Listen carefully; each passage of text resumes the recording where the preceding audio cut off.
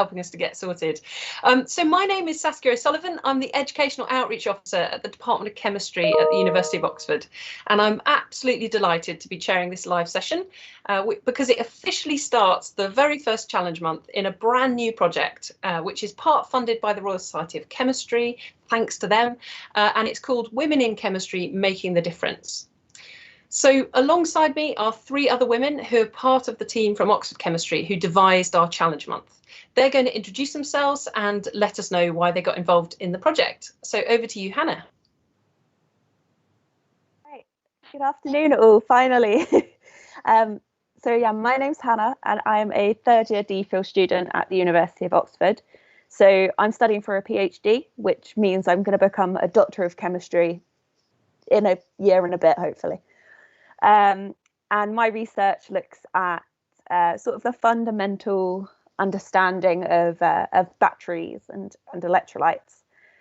And I decided to be part of this project because I'm a massive advocate for women in chemistry. I really enjoy doing outreach with all ages, from year 2 to A-level students. And I'm really want to, get behind the women in chemistry movement as a woman in chemistry myself, and also as a student from a state school background. Yeah, I'm looking forward to this month. It's going to be exciting. Brilliant. Thanks, Hannah. Holly. Yeah, hi, I'm Holly, and I'm a 1st year PhD student at the University of Oxford. And my project is about developing new polymer electrolytes for use in batteries. I wanted to be part of this project because I think it's something which I would have really enjoyed, when I was younger and when I was at school. I think it's really great to see that research scientists are young women. It's something which you could do. And it's really, I think it'd be fun to do some chemistry practicals which are a bit different to what you can do at school. They feel a bit more practical and real. And yeah, it should be really fun. Thanks, Holly. And how about you, Megan? Hi, everyone. I'm Megan, and I'm in my 3rd year of a chemistry degree at Oxford. So my 3rd year of 4. I have a way to go, very early in my chemistry career. But I want to do this project because I guess, as Holly was saying, when I was just starting out in school, I didn't really consider chemistry as an option for me. And I think something like this would have really encouraged me to explore chemistry a bit because, my lessons weren't super exciting. I thought it was quite boring. So I would have really enjoyed something like this, to do something a bit different. Thanks, Megan. So you've heard a little bit from us, some answers to your questions. So you have asked, there was a great question that came in a little earlier today, which was, what is it like being a scientist? And I've got another question which is pretty much related.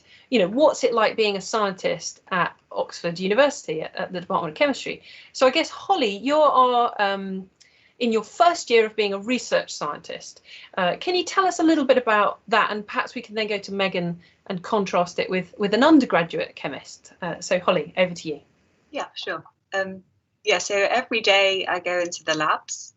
So I might be in the lab, putting on an experiment, or I might have finished an experiment and maybe I'm looking at the data that I've got.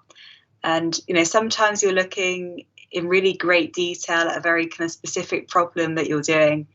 And then sometimes you kind of really take a step back and maybe you're making a presentation and you can look at the overall story of your research. So there's lots of different kind of aspects to it and different ways that you work. But yeah, it's really, it's exciting to be doing kind of new work and new things where there aren't always a definite answer. So yeah. And how does that contrast for you, Megan, as an undergraduate chemist, so somebody who's in their 1st degree? Well, I guess I'm not in the lab most days. 1st and 2nd year, there were labs kind of 2 days a week, and that's you go in. There's a set experiment. You have instructions for it in your lab manual, and you run it, and then you go home and you analyze the data and you kind of write up your results and you answer some questions. But there's a bit less lab work, and a lot of the time it's tutorials. So that's kind of question sheets that you answer, and they're based on your lectures, what you've been learning, and you answer them, and then you go through them in a class within your college. So a bit less lab work because I'm still learning everything I need to know. So I do often find myself, if I've just had a tutorial on something or just had a lecture on something, you know, you'll find it in your everyday life somewhere. You'll go, oh, hang on a minute, I understand how that works now. Quite a nice feeling. Fantastic. And I think, yeah, I mean, you were talking, so one of the areas on our website that people can explore is about you and about the team. So if you click through to meet the challenge team, then you click through onto Megan, you can see the things that she's interested in. So Megan's about to do a research year as part of your 4th year. And I think, you know, one of the things you said was that you were interested in energy and technologies. Do you have a sort of idea of what you want to do in terms of research next year? I still have a few weeks to choose a project, thankfully.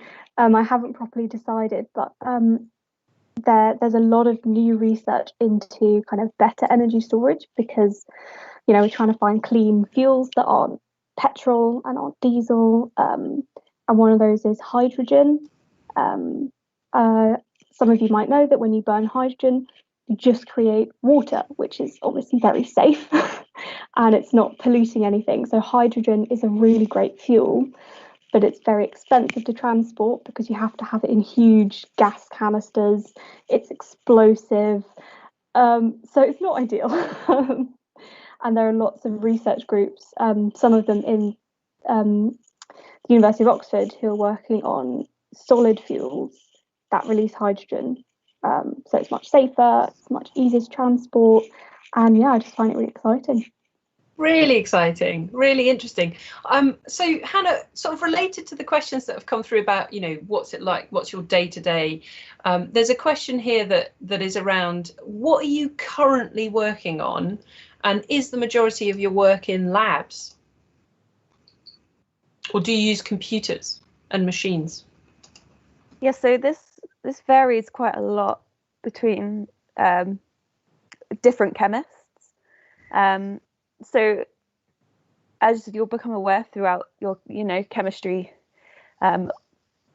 GCSEs and other like academia, there's different, like, almost divisions of chemistry. And there's 3 main ones, which are organic, inorganic, and physical.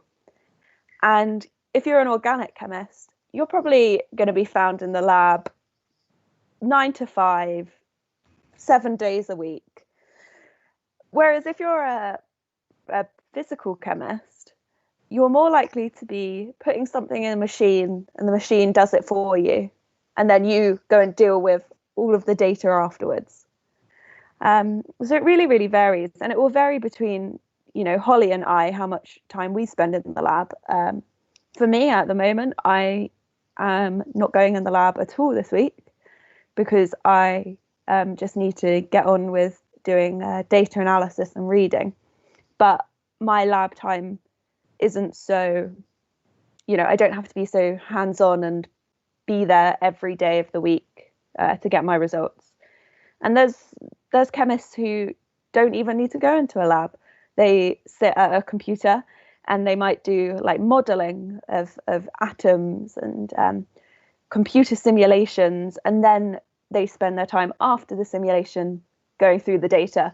So they don't see the lab, which is the nice thing about chemistry. It has really a broad range. If you hate lab work, that's fine. There's probably a division in chemistry for you. If you love lab work, amazing. There's also a division of chemistry for you. I suppose that's a really good question. You know, is how does it work? You know, the chemistry from school, you have a curriculum that you follow, and those who are watching this will be following that curriculum. But how did you discover? It's a question that's come up quite a bit. You know, what inspired you to become involved in chemistry, and how did you find your favourite area? You know, why is chemistry important? How did you find that area? I suppose let's go to you, Hannah, first, and then we'll ask Holly and Megan as well. Great question. Yeah, so what got me inspired firstly in chemistry. Similar to what Megan was saying earlier when we started, chemistry at like GCSE was just a bit boring. You did flame tests and maybe like one titration, and I didn't really. So I went to A level and I chose chemistry just because it was my best science. I had no idea that I wanted to study it. I was like, oh, I got a good grade in it, I'm going to do it. And it was actually, I've mentioned this on my profile, it was my chemistry A-level teacher who really like inspired me to go into chemistry. She was just like so enthusiastic about it. And to see that like passion behind a subject really inspired me. And I was like, yeah, this is something I could do. And then when I went to university and, you know, I could see these three divisions again, but I saw them in so much more detail. And I'd always been quite like a mathsy student. So my A-levels were maths, physics and chemistry. So I naturally leant towards the physical side of chemistry, which sort of sits on the border of physics and chemistry. It's the more mathsy division. And that's how I guess ended up in it. It was just progressing through the educational system and sort of working out what I liked and what got me excited about science. And you've been able to just pursue that interest then through university and into your PhD, and obviously I know you did a master's degree as well. Holly, how about you? You know, what got you into chemistry? How did you find your niche?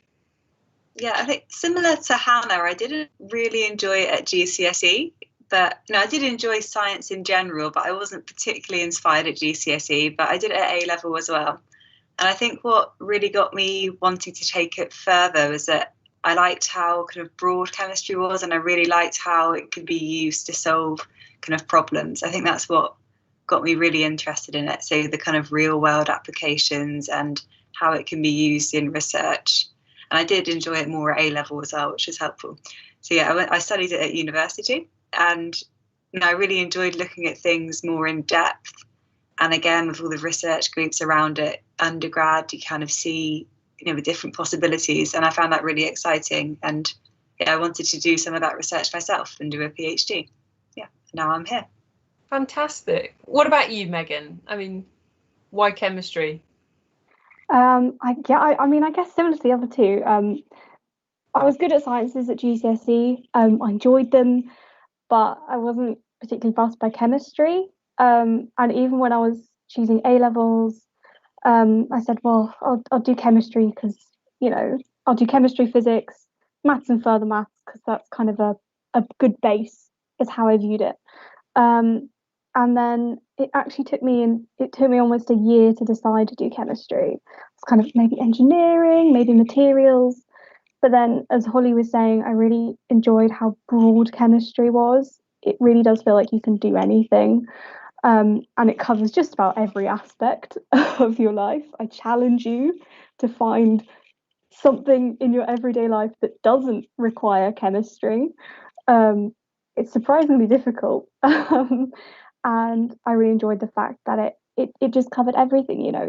Organic chemistry is so different to physical chemistry and to inorganic chemistry, and they're very different to the more theoretical, computational modeling chemistry.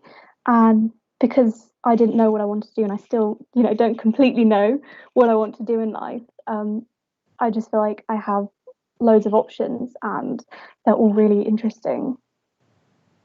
Brilliant. I should say I probably am different to you guys because I really love chemistry throughout school. Actually, I really enjoyed it all the way through, and I think you touched on it, Megan. It's a brilliant science for picking up it sort of unifies other aspects of science, so physics and biology and maths and but it's extremely creative. I think that's the bit I really enjoyed is very practical.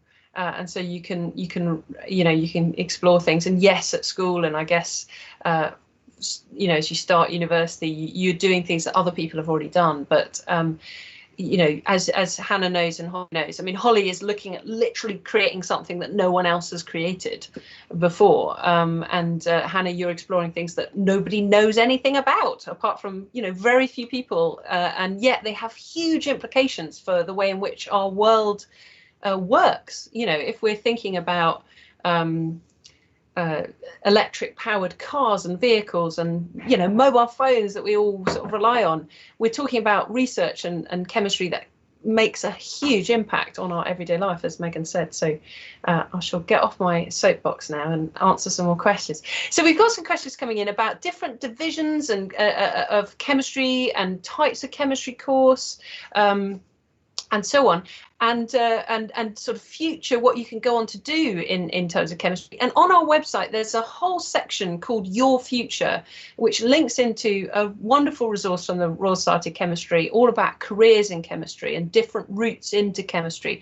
And I would strongly urge you to, or encourage you to, have a look at that in your own time. You know, there's some fantastic videos on there from people who are doing chemistry, and some really good information about how to get into chemistry. So I'm going to focus a little bit more on some questions that have come in around day-to-day life as a female chemist. So it's very much around sort of being a woman in chemistry, and that question, I guess, can go to Holly. What's it like day-to-day as a female chemist? There's so many good questions coming in, by the way, but yeah, go for it. Yeah, so we work in like a research group. So in our group, I think there's maybe, I can't remember the number, there's maybe like 7 other women, and then it's mostly men, but it's quite even. So it's not, you know, it's not too imbalanced. It just kind of vary between groups. So yeah, it's a really nice kind of friendly group. And then, you know, we'll sit in the office area to, you know, do computer work or writing up. And then we have kind of 2 labs that we're split between. And you'll have a little area of the lab where you do kind of your experiments, and yeah, you kind of talk to other people to work out your problems and any problems you're having of your science. Yeah, so it shouldn't be, you know, the experience of a woman in chemistry, you know, shouldn't be too different to anybody else's experience. That's certainly what, you know, you'd hope. Yeah. And your group is led by a female principal investigator or professor.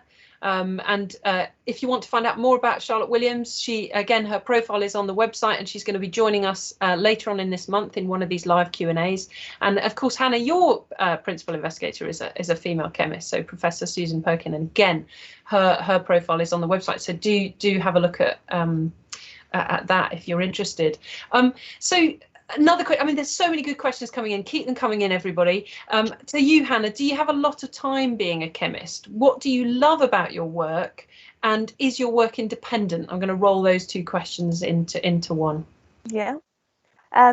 So the life of a researcher is very different to, you know, what you would expect, or what you get at school. Even as like an undergraduate, it's very different. It's very self-driven and self-motivated. You need to put in the work. There's no one really standing over your shoulder telling you need to get a certain grade, or you need to understand this to go to the next level. So you do have to be independent in the sense you need to be able to motivate yourself to get out of bed in the morning and go to the lab. But my work kind of mixes between me independently working, but I also do a bit of teamwork within my group. That might be collaborating with other members of the group, or I am currently supervising a 4th year undergraduate student. So like Megan would be doing her 4th year project next academic year. At the moment, I'm sort of looking out for a person who is going to be in Megan's position, basically. And then in terms of what's it like time wise, and do I get much time? It's actually quite nice because, as I said, it's self-driven. So if there's one day where I'm not feeling too great, maybe I've had a headache all day, and I can say to myself, it's wiser for you to stop now than mess something up, go home, relax, and then you can do a couple extra hours tomorrow. That's fine. If I'm my experiments usually go on quite late into the night. So if I'm in quite late, I'll just be like, I'm not going to come in tomorrow because I've worked my time. Obviously, as I'm coming into my, final year and a bit, I'll probably be, pushing myself a bit harder to work longer hours. But until this time, my, work-life balance has actually been really, really good, better than undergrad. Sounds fantastic. I mean, it sounds as though, you're in charge of your own future and you decide what you do. Holly, is that true as a first year research student? How independent are you? How do you get to choose your experiments? Yeah, I mean, at the beginning there was like a senior member in the group who was, showing me how to do everything, and that was, really helpful and kind of really valuable. So I, could be trained up and feel more confident in what I'm doing, so I can start directing things myself a bit more. So yeah, I would agree with what Hannah's saying. And then you can kind of dictate your own kind of hours to an extent. I mean, the lab, you got to go when the lab's open, of course, because I think that's a bit different between me and Hannah. I do have to go into the lab, so it's got to be open. But yeah, it's a good work-life balance as well. Yeah. Fantastic. And what about you, Megan? Life as an undergraduate at Oxford. I mean, there's some questions here around, I've just missed it. Okay, so what did you do in your first weeks of being a chemist in the University of Oxford? I don't know whether that's undergraduate or postgraduate, but Megan, if you want to take that question. Oh, I mean, the first 2 weeks are a bit scary. I'm not going to lie. It's a bit scary. You kind of arrive and it's a new place. You don't know anyone. You don't know how anything works. You don't know what you're supposed to be doing. It's a bit scary. But the first few weeks, your tutors, I mean, they're lovely. They're all generally really lovely people. And so you all have, a first few tutorials, worksheets. You've never done anything in that style before, but they really do ease you into it. They never judge you for not being able to finish a question. The questions are difficult on purpose. I've handed in incomplete sheets before, but we just talk it through if I don't understand anything. And so the first few weeks are just really, the first few lab sessions, they're just getting you to grips with how the lab runs, when you're supposed to show up, where all the equipment is, who to go to when you need help. Very, very important. Very well used resource. And yeah, the first few weeks, just getting to grips with everything. It's scary, but it's really exciting. I don't know if Hannah and Holly would agree. I think that's probably common to going to university, is that sense of everything's different, isn't it? You're used to being at school, and then unless you change schools or move for your secondary schooling or your sixth form or whatever, it's quite a big jump. So why do it? What advice would you give to somebody thinking about doing chemistry? Why bother? That question to Hannah. It's a really good question. Why you say why bother with? Well, why go to university? Why go to university to do chemistry? Okay, why go to? I understand. Obviously, university isn't going to be the step for everyone to take. Mm-hmm. But if you are sort of what I've been feeling, and also a reason why I did my PhD was I wanted to carry on learning. I felt like learning, my A-level chemistry syllabus. I was not content with how much I had learned. I was like my chemistry teacher would say, yeah, we've sort of, bent the rules on this thing to teach you guys. But I was like, I want to know the real reason. So I'd always been pretty set on going to university. I did, just because I enjoyed school. I was quite good at school. And then why to do chemistry? Firstly, because it's really, really interesting. Like Holly and Megan have both said, it is so broad, and there's so much to it that you can never really be bored of it. You might not like one thing, but you might really, really love something else, and you can sort of balance them out a bit and just deal with the stuff that you hate in chemistry. We all have stuff we hate in chemistry, even as chemists. So is that true now that you're doing your own research? There's obviously, you know, if I were as a physical chemist, the thought of doing organic chemistry sounds like a painful process, but that's just because of the direction I've gone down now. But you don't have to do that anymore, right? I mean, no, that's the beauty exactly. of your, so but it's like a bit of knowledge that I have for future things, whether that's jobs or teaching or anything like that. Specifically why a degree in chemistry is it opens up so many doors. Like at the end of a chemistry degree, you can either go and be a researcher and do a PhD. You could stay in chemistry and maybe work in industry. Maybe you want to work for a pharmaceutical company, or, you know, companies like Shell, BP. Or maybe you want to go into something which is kind of sciencey, but not too much science. You might go into like law or like scientific editing, for example. Or you might just decide at the end of a chemistry degree, you do not like chemistry anymore. And then you could go into absolutely anything. So, I mean, that's a question.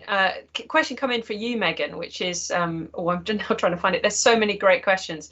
What are you looking forward to in your future years of being in Oxford? I suppose that's more about before you get a job. But what are you looking forward to?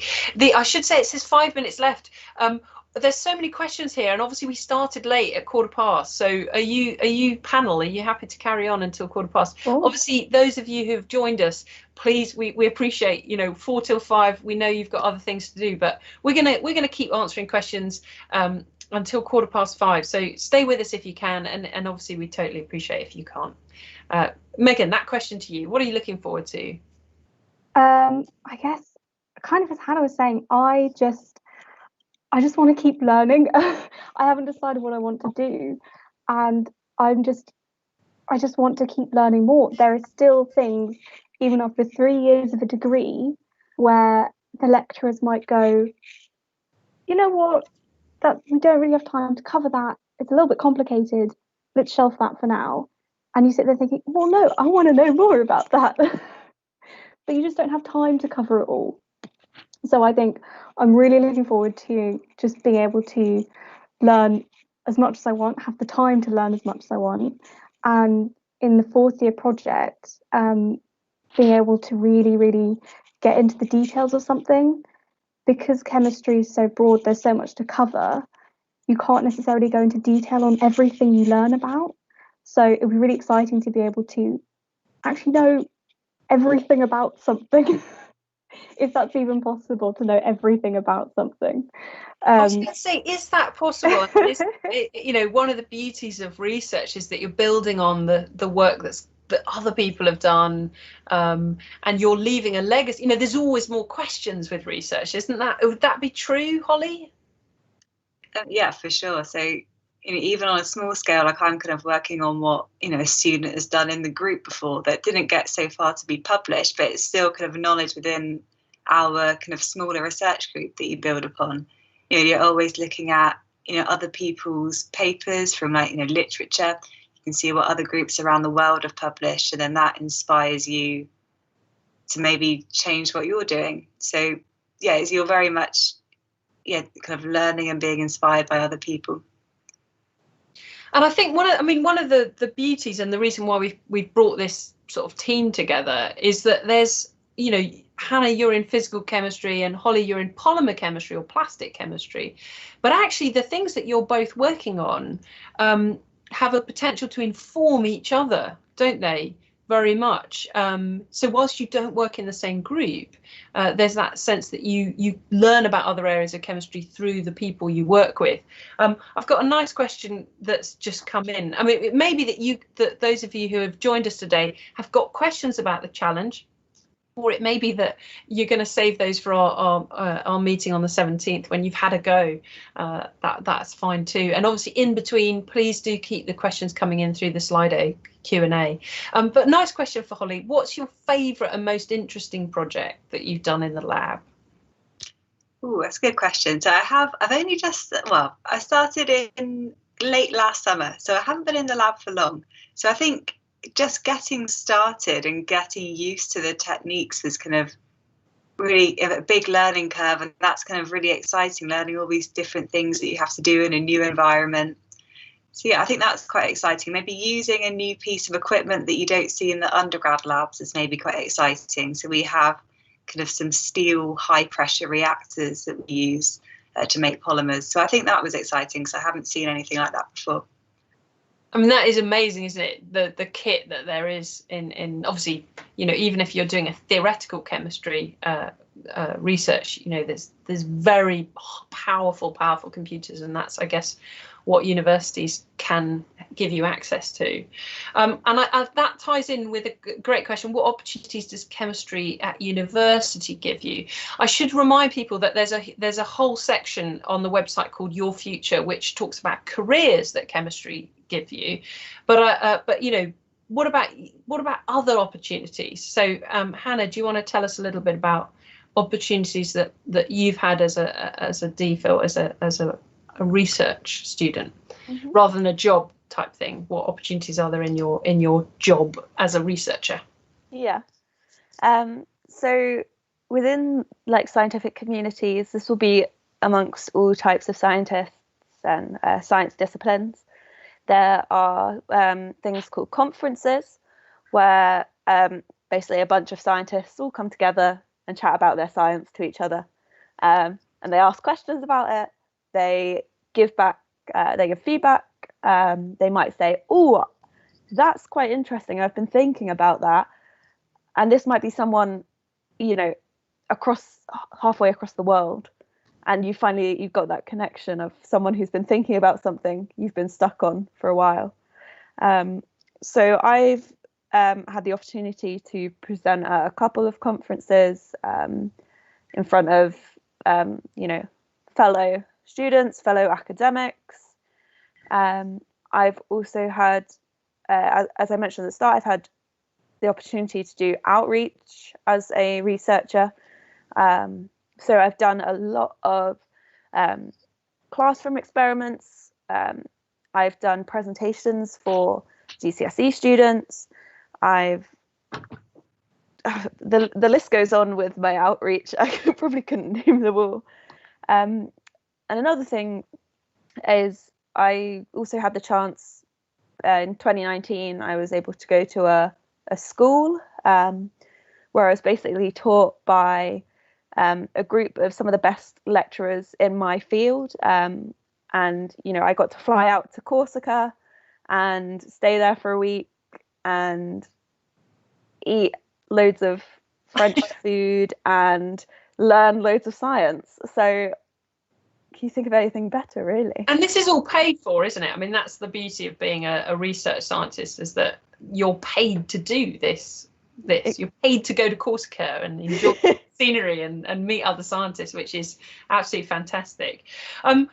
So we've got some questions that have come in, so many good questions, so it's really tricky to pick them.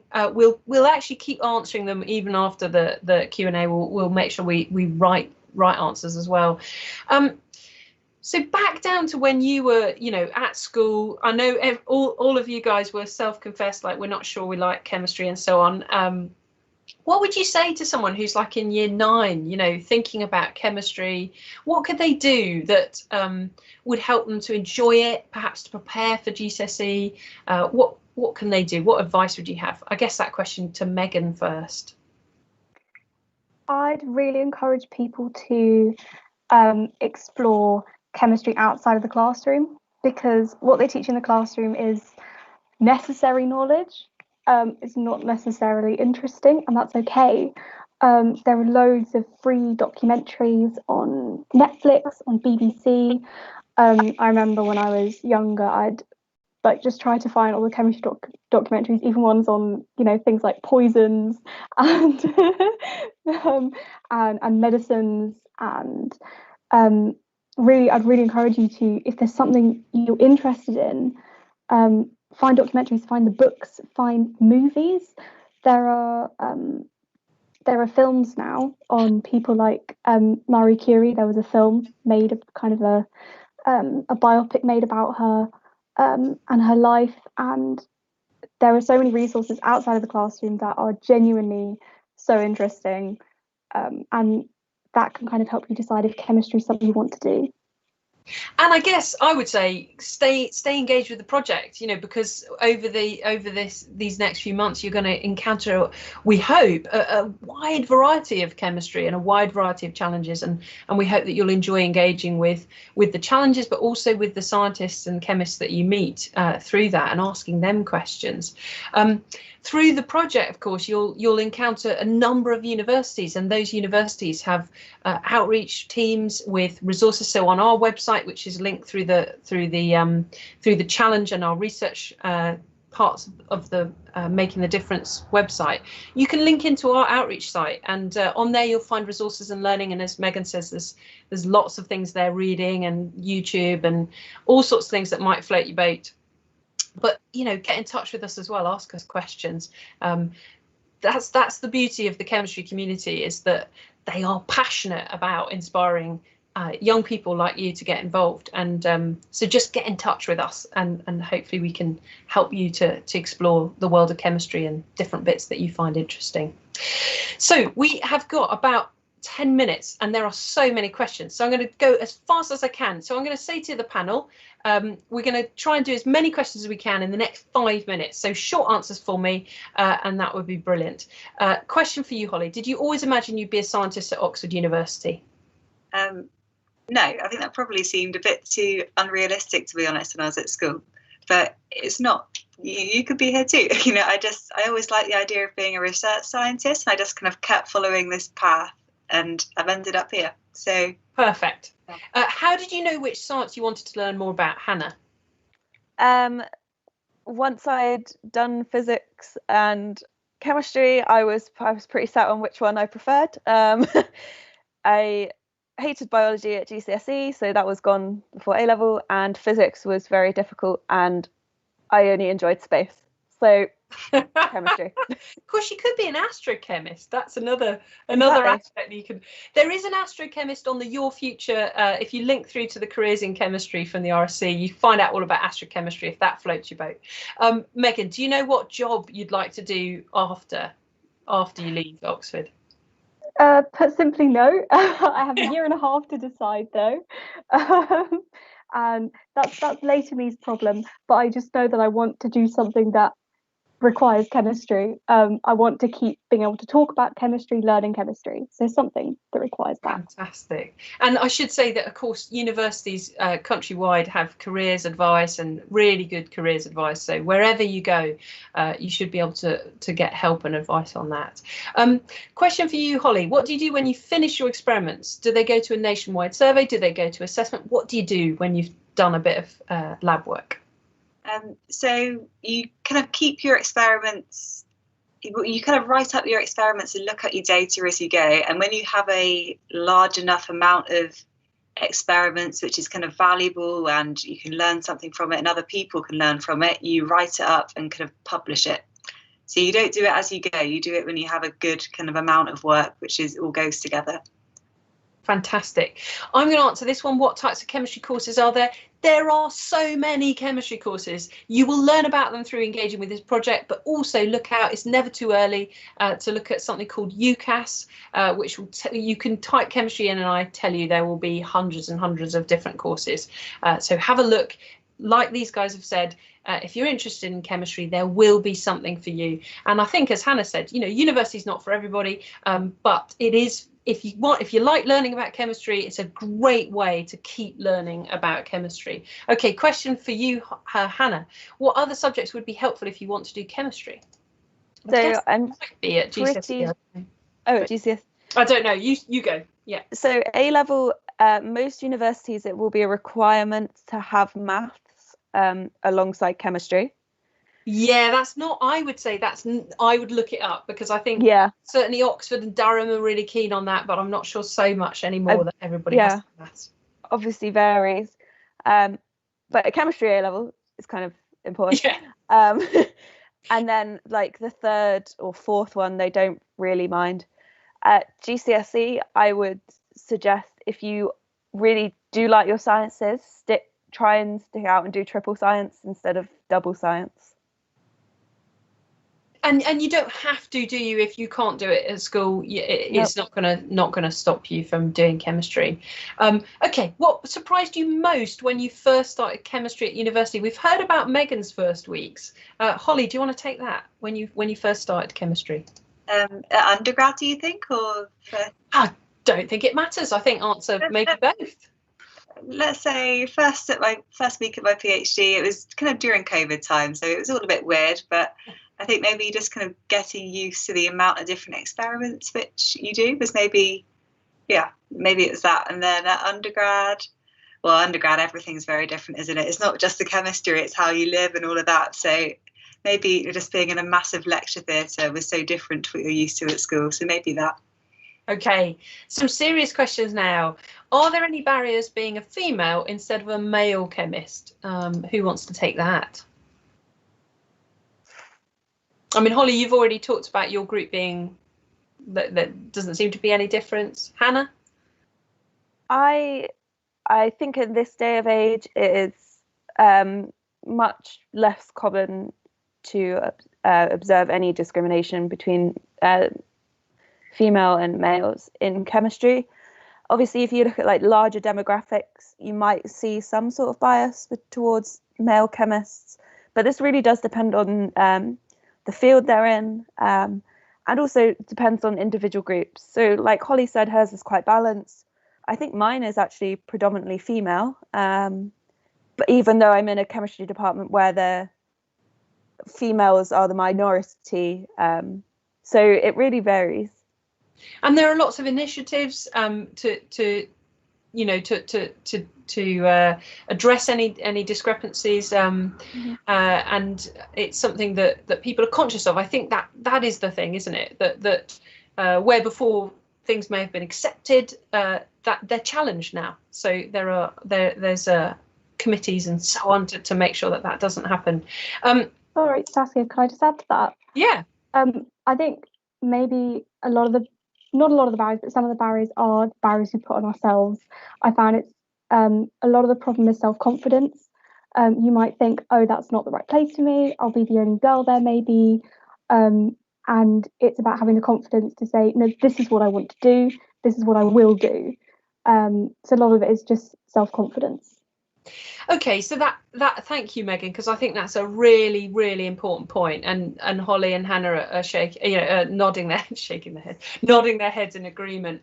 How do you get that confidence? What advice would you give people? How does that come? I mean, I think it will be different for everybody, but anybody got any good advice on that? I don't think I'm quite there yet, but I think it's important to note that probably everyone is feeling the same as you are. Probably everyone is going, oh, I don't know if I'm smart enough. I don't know if I can work hard enough. I don't know if I'll fit in. Everyone is thinking that. You're not the only one. Everyone's in the same boat. So if that gives you a bit of confidence. Any thoughts from Hannah? Yeah, go for it. Yeah, I was going to say, I think that's a great comment by Megan. Like, self-confidence is key. Even though I felt very academically strong at GCSE and things like that, I had teachers who told me that I couldn't do A-level maths, and that was going to be a surprise, her doing that. And I said to myself, well, I know I can do it. I don't really care what they think. so I've sort of had that mindset since being like doubted at GCSE and also doubted at A level. My teachers didn't think I would get the grades I did. So I think although like now, for example, I might still think, oh, I'm not really that good at chemistry, or I'm not that good at like this. If you reflect on like things in the past, it actually sort of builds up your confidence a bit. And yeah, maybe you might slip up on something, you might not know something, but that's so fine to not know, because no one knows absolutely everything. Even the academics, your teachers, do not know everything, and you shouldn't let that be like an intimidating thing. Brilliant, wise words. So we've got a couple of minutes, and I've got I think quite a difficult question for you. I don't know if we're going to be able to answer. What problems and difficulties in the world cannot be solved by chemistry? The difficulty is that you're all passionate chemists. You all believe that chemistry can make a big difference to the world. So it's a great question that's come in. We might have to think on that, mightn't we?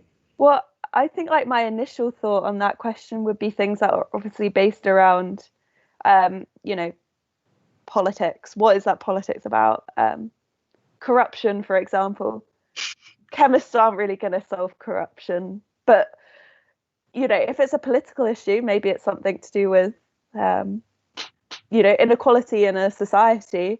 There could be something that chemists could do, and maybe it's in a underdeveloped country and there's inequality between the poorest and the richest, and maybe it's the chemists need to come in and help with whether that's like improving energy sources to them, or able to making it easier to supply drinkable water, even these very basic things that we don't think about now, living in such a developed country. Those are the only things I could think of off the top of my head. I mean, you're talking problem solving, aren't you? And I guess that kind of scientific mindset, that rational thinking that comes from doing a very problem solving degree like chemistry, could be applied, I guess, to some of these bigger sort of political, societal, human questions. I don't know. It's a great question, isn't it? I think we're going to have to think on that and write back to you. So thanks very much for handing that in. We have so many questions and so little time. So what I'm going to do is I'm going to wrap up for today, but please don't think this is it. It's our first live session. We're really looking forward to the second on the 17th. We hope you're going to join us then as well. But in the meantime, we're going to be looking at your questions and the ones that we haven't answered today. And as a panel and as a team, we're going to write back to you. And we obviously want you to take on the challenge. So have a look at our challenge. Do get on and enjoy doing that. Tell us how you're getting on. There's a whole section on the website called Celebrate. We want to hear from you there. Send us your photos, send us your videos of you making a success of that challenge. We haven't even talked about the difficulties of it. I know you'll discover that. Let us know. And then, of course, explore further. Some of you have asked questions of Megan, Holly and Hannah about what they think, what they like to do in their free time. That's all on their profile as well. So explore, go through the website, find everything you can, and then come back and ask us those questions or make those comments through the chat, through the channel. Thank you for being with us today. We're really looking forward to seeing you on the 17th. Great questions, and have a lovely, lovely evening. Take care, everyone. Bye-bye.